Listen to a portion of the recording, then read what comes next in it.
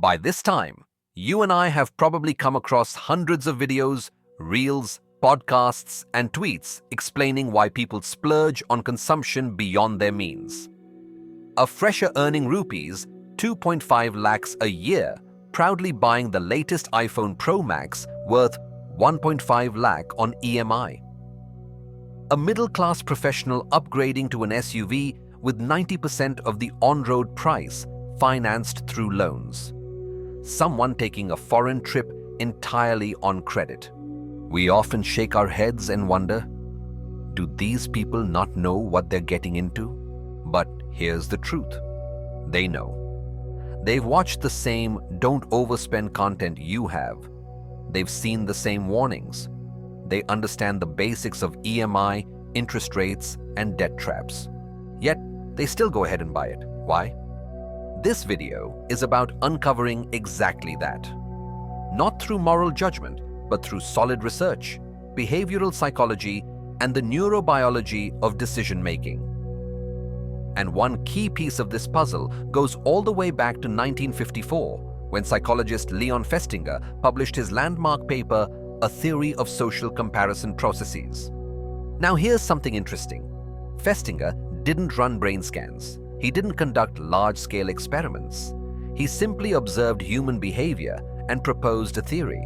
And today, 70 years later, with social media amplified 1,000 times, his predictions have become more relevant than ever. According to Festinger, human beings have a deep psychological need to evaluate themselves. We want to know, how good am I doing in life? Am I successful enough? Am I keeping up with others? But here is the catch. Most of life doesn't come with an objective score. There is no happiness meter, no success index, no lifestyle scorecard. So what do? We look at others. This is called social comparison, and it is one of the strongest forces shaping our decisions, especially our spending behavior.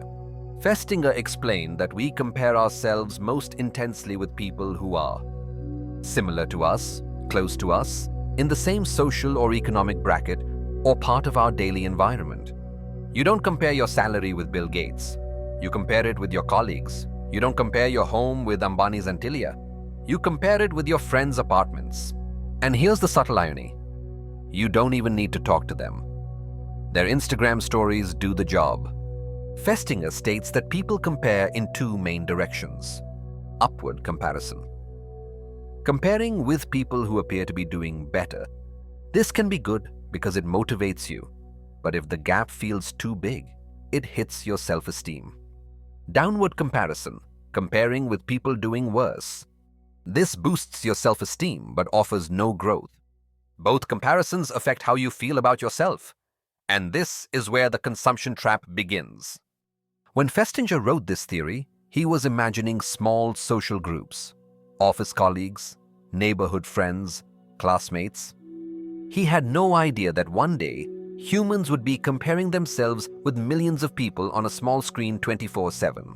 Today, your colleague's Maldives trip, your batchmate's new BMW, your cousin's iPhone unboxing, your friend's new flat, some influencer's luxury lifestyle. All of this hits your brain as real comparison triggers. Your brain says, they're like me. Why do they have it and I don't?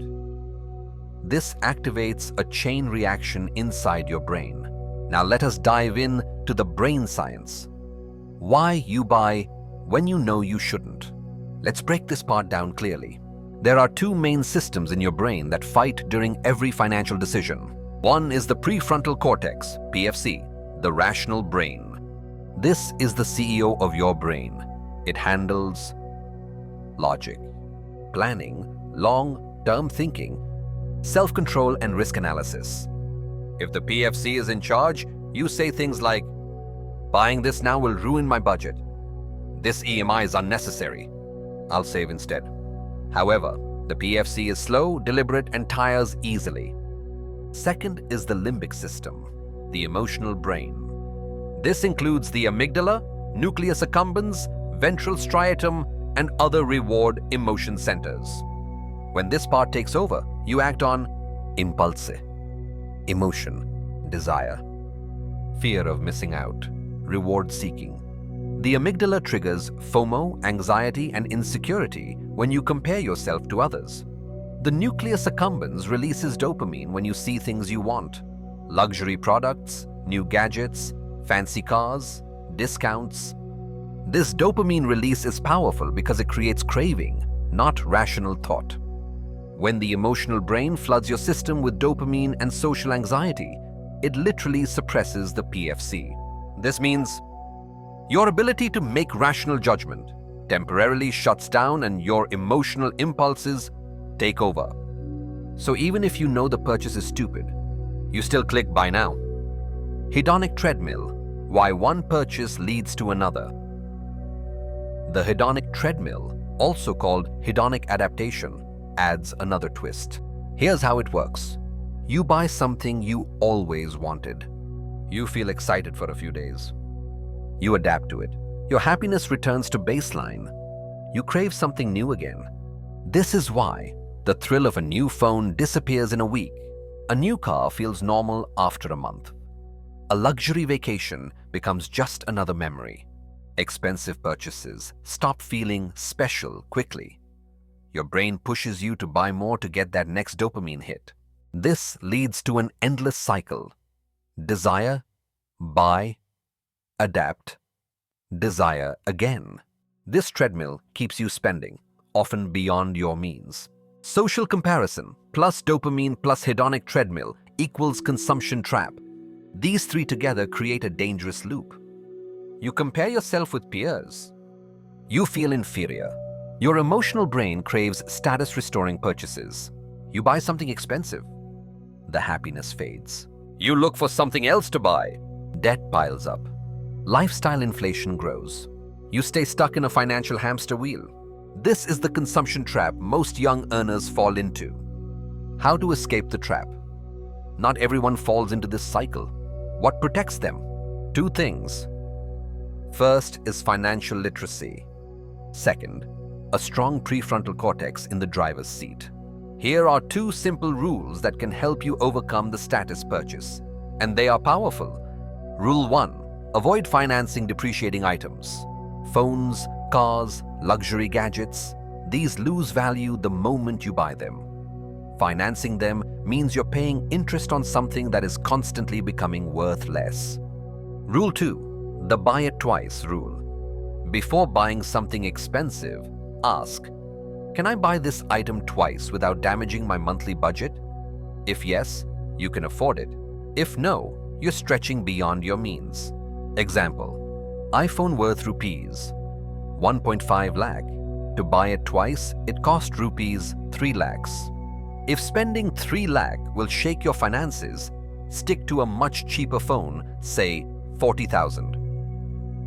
Put the remaining 1.1 lakh into investments. In 10-15 years, that money compounds and builds wealth, but the iPhone loses value every year. The takeaway? True wealth is not about looking rich today. It's about building a life where you never have to stress about money tomorrow. Your brain is wired to compare. Your emotions are wired to crave. Your environment is designed to trigger desire. But your prefrontal cortex, when empowered with knowledge and discipline, can override these impulses. Skip the trap. Invest in your future self. Let money work for you, not the other way around.